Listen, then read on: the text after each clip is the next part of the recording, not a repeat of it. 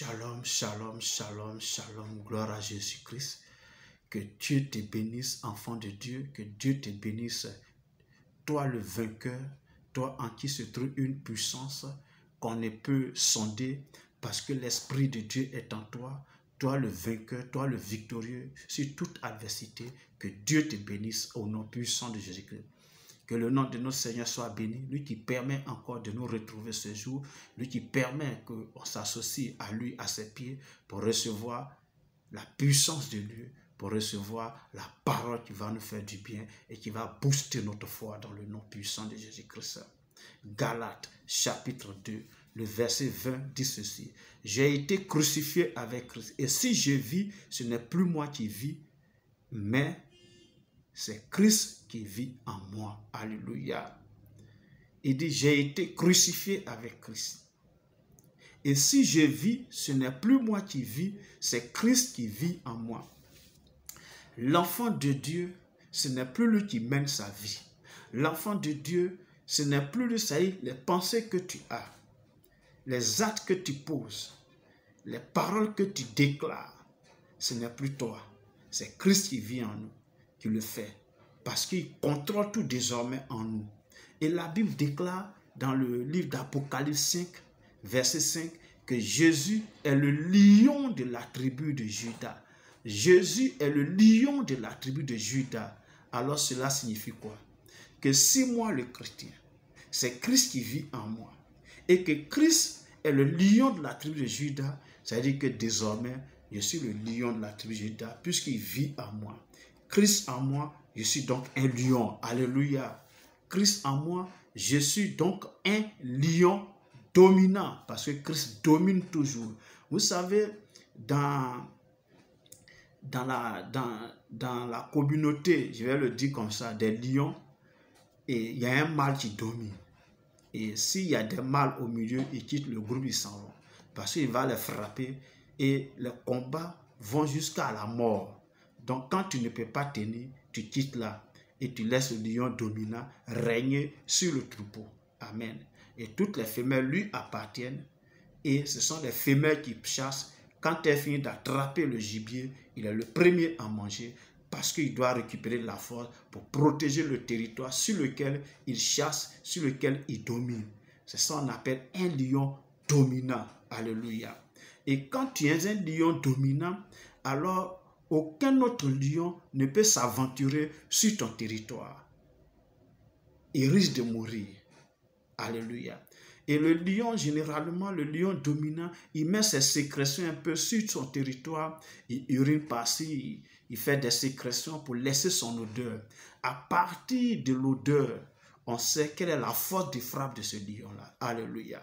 Gloire à Jésus-Christ. Or, en nous vit le Seigneur Jésus-Christ, qui n'est autre que le lion de la tribu de Juda. Un lion dominant. Parce qu'il domine toujours, parce qu'il est vainqueur tout le temps, parce qu'il triomphe tout le temps. Il n'a jamais échoué. Alléluia.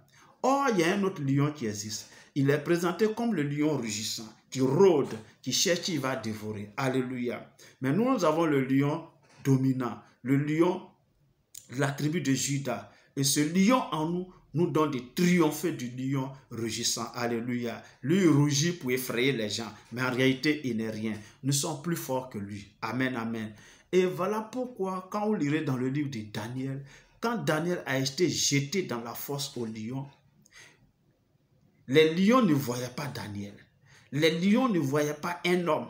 Les lions voyaient un autre lion comme eux, mais un lion dominant. Pas n'importe quel lion, un lion dominant au point que les autres lions ne pouvaient pas broncher. Ils étaient obligés de rester calmes parce que s'ils avaient essayé, ils craignaient perdre la vie là. C'est pourquoi Daniel n'a pas été touché. Je vais te dire quelque chose, tu n'es pas n'importe qui, tu es un lion dominant. Amen. Tu es un lion dominant. Et là où tu es le roi de la savane. Le roi de la savane. Les guépards, les léopards, les panthères, les hyènes, que sais-je encore, les jaguars, tous ces gros prédateurs qui rôdent dans la nature sont sous tes pieds. Parce que tu es un lion dominant, un lion victorieux, un lion vainqueur. tu n'es pas n'importe qui, bien-aimé. Alors ne crains rien. Ne crains surtout rien. Ne crains rien. Ne crains rien. Connais ton identité. Connais ta force. Connais ta puissance. Et c'est les autres qui doivent fuir loin de toi. Parce qu'un lion, quand on le rencontre, ah oui, un lion, il faut le rencontrer pour voir combien de fois il inspire la frayeur, il inspire la terreur et la peur. Amen.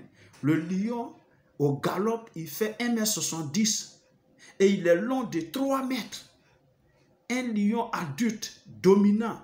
Et quand tu vois sa tête, c'est une grosse tête comme ça. Et la crinière là-dessus. Quand tu croises un lion, tu es forcément effrayé. Tu es forcément, ça dit, désemparé. Parce que le lion inspire la frayeur. Le lion inspire la crainte, inspire la peur. Ce n'est pas toi qu'on doit effrayer. Alléluia. C'est toi. Quand tu vois, les autres doivent avoir peur. Et ils doivent forcément libérer le chemin. Parce que tu n'es pas n'importe qui. Enfant de Dieu, connais ton identité. Connais ton identité. Et connais la force qui se trouve en toi. Tu es un dominateur. Tu es un dominant. Tu n'es pas n'importe qui. Règne. Et continue de régner, domine et continue de dominer dans le nom puissant de Jésus-Christ. Merci de m'avoir suivi. J'espère que cette parole t'a fait du bien et qu'elle t'a touché et que désormais tu sais qui tu es et que rien ne pourra t'effrayer au nom puissant de Jésus-Christ. Merci et nous sommes donc à la prochaine. D'ici là, porte-toi bien. Dans le nom de Jésus que j'ai prié. Amen.